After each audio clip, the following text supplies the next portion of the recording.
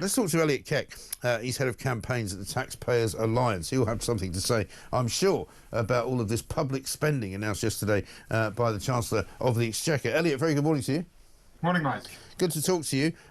Spending review. The taxpayer is likely to be funding all of it, and the taxpayer, I guess, is likely to be funding more tax rises in the autumn. Yeah, the taxpayer will be paying for all of it, whether it's tomorrow or many years in the future. The taxpayer will ultimately end up picking up the tab. I think yesterday what we saw was bribery on a colossal scale from an extremely unpopular government that is scrambling around trying to find a way to improve its popularity with the public, and hopes if it throws hundreds of billions of pounds more at the public, it may improve its polling ratings. But I think the public have wisened up to the fact that this isn't going to work, and it's just going to be a massive waste of money that we'll all end up picking up the tab for. Yeah, exactly right. I mean, let's have a look at what Rachel Reeves said on the BBC this morning. She's doing the round. She's obviously not coming to this show for whatever reason. They don't like to do that. But she's talking to the BBC this morning about the shrinking GDP of this country. The numbers are disappointing, but monthly GDP numbers are particularly volatile. And if you take the 3-month period, the economy grew by 0.7%. I think we also all know that April was a challenging month. It was the month that US tariffs came in, and there was a lot of uncertainty as well. Since then, we've managed to secure 3 trade deals with the US, with India, and with the EU. And of course, yesterday, in the spending review, I set out investment in our key priorities as a country, the priorities of the British people, including investment in affordable housing, in energy, and in local and regional transport projects to bring that growth back to the economy, because weak economic growth has been a challenge in the UK for over a decade now, and I, as Chancellor, am determined to turn around the poor GDP, poor growth numbers, and the poor living standards, because ultimately that's what this is all about. It's about trying to improve the living standards of ordinary working people.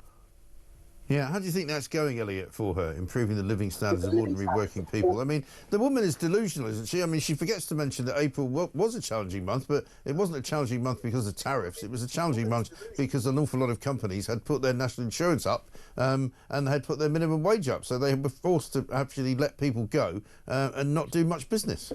Insurance up and they had put their minimum wage up. So they were forced to actually let people go and not do much business. Yeah, that's absolutely right, Mike.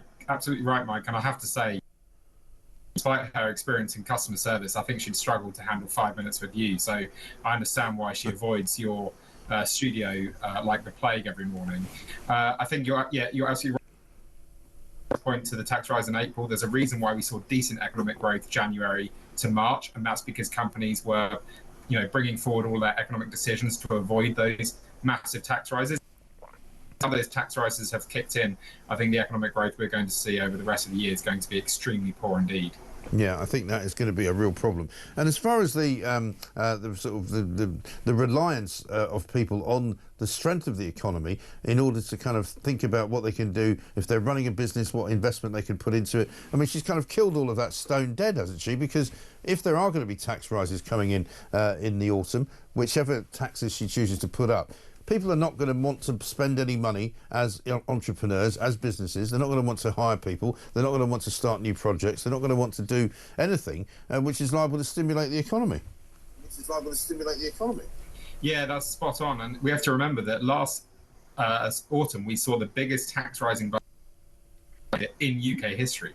And yet that still wasn't enough for these spendthrift, greedy politicians and greedy, avaricious states. So it's really shocking that only months after we saw the biggest tax rising budget in UK history, we're already talking about coming back for more. And given what we saw yesterday, I'm afraid to say I think she's going to be coming back for significantly more. This isn't going to be tax rises around the margins. This is going to be tax rises that hit people where it hurts.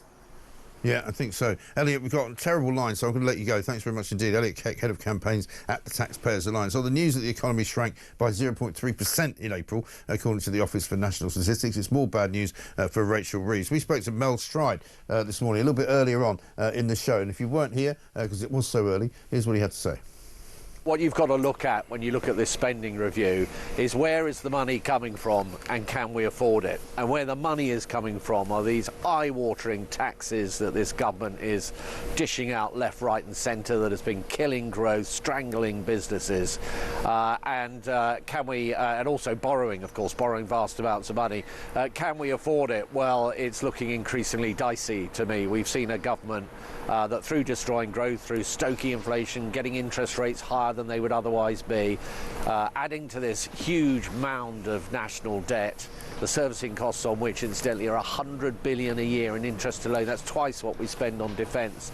You're really seeing a government that's losing control of the public finances, I'm afraid. And I think it means in the autumn we could be in for some really further difficult news with some tax rises. Yeah, so already everybody's being sort of softened up for tax rises in the autumn. Well, nobody asked if we wanted more tax rises. Nobody asked if we wanted to have a government that was completely out of control with its spending and its borrowing. Nobody asked if Rachel Reeves was going to be a great chancellor because we were told, weren't we, that she would be the first woman chancellor, the first woman, and women and girls will look up to her and be absolutely amazed. Keir Starmer, he literally couldn't pick a good apple, could he, out of a pile? You know, the people he's appointed, Tulip Sadiq, currently under investigation for corruption charges. He made her the Minister for Corruption. He didn't think she was actually going to get involved in it herself. You know, what about Louise Haigh, the convicted fraudster? He decided to make her the Secretary of State for Transport. That didn't go too well. What about Sue Gray? Do you remember her? I mean, all the way back to the beginning. She was a woman who was going to transform the way that government's done. She's out the window, out the door, you know, sitting in the House of Lords. What about Lord Ali? Do you remember him? Oh, yeah, he was his great friend, wasn't he, who he got to buy him some spectacles and he got to buy him some suits and he got to use Lord Ali's penthouse in Covent Garden. And even his son went there, apparently, because it was too noisy at home. What with all those fire bombs going off? No doubt. I don't know what's going on.